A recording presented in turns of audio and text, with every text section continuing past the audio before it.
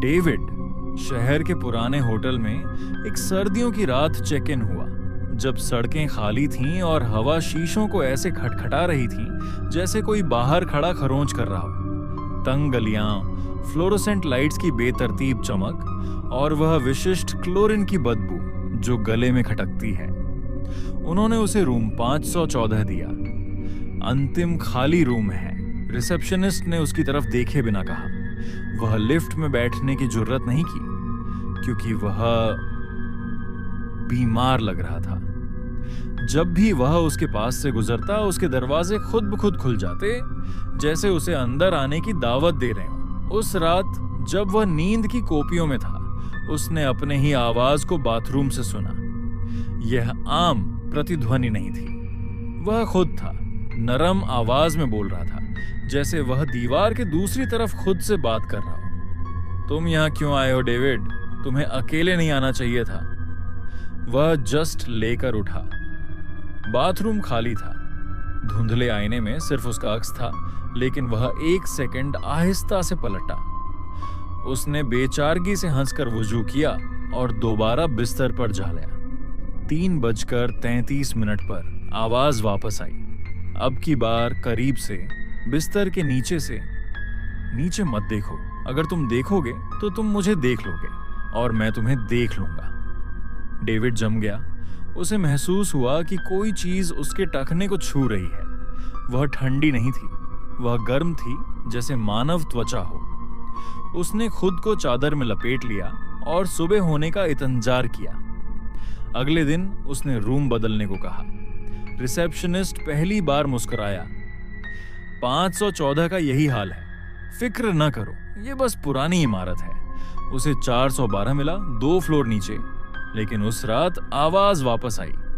अब वह टेलीफोन से आ रही थी, उसकी अपनी आवाज, रिकॉर्ड शुदा, वही जो उसने सुबह रिसेप्शन पर कहा था। बस एक रात, शुक्रिया। उसने फौरन फोन रख दिया।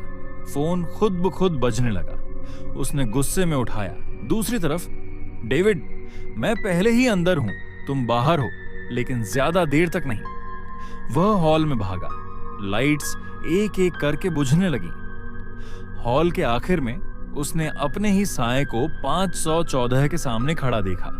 वह आहिस्ता से सर झुका रहा था। उसकी आंखें नहीं थीं, सिर्फ काले गड्ढे जो थोड़ी रोशनी को भी अवशोषित कर रहे थे। डेविड लिफ्ट की तरफ भागा। दरवाजे उससे पहले खुल गए कि वो बटन दबाता। अंदर पीछे आईने में कुछ नहीं था, बस उसके पीछे खाली हॉल। लेकिन जब वह अंदर हुआ, उसे महसूस हुआ कि कोई और भी अंदर आ गया है, कोई जो बिल्कुल उसके जैसा बू कर रहा था। उसने लोभे का बटन दबाया।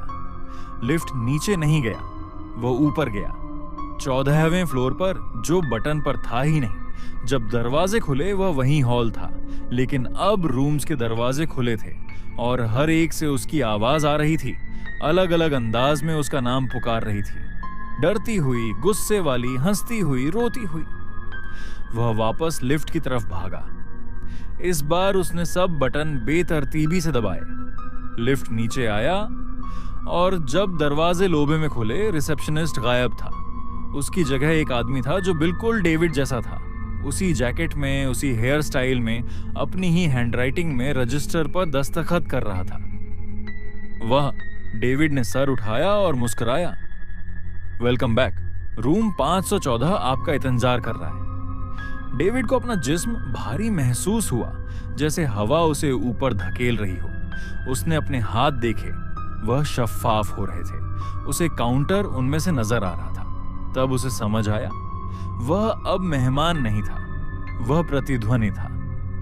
अब अगर तुम कहीं सुनो कि किसी पुराने होटल में तुम्हें अपने ही आवाज बाथरूम से आ रही है, मत जवाब दो, क्योंकि वह पहले ही अंदर है और तुम महज गायब हो रहे हो।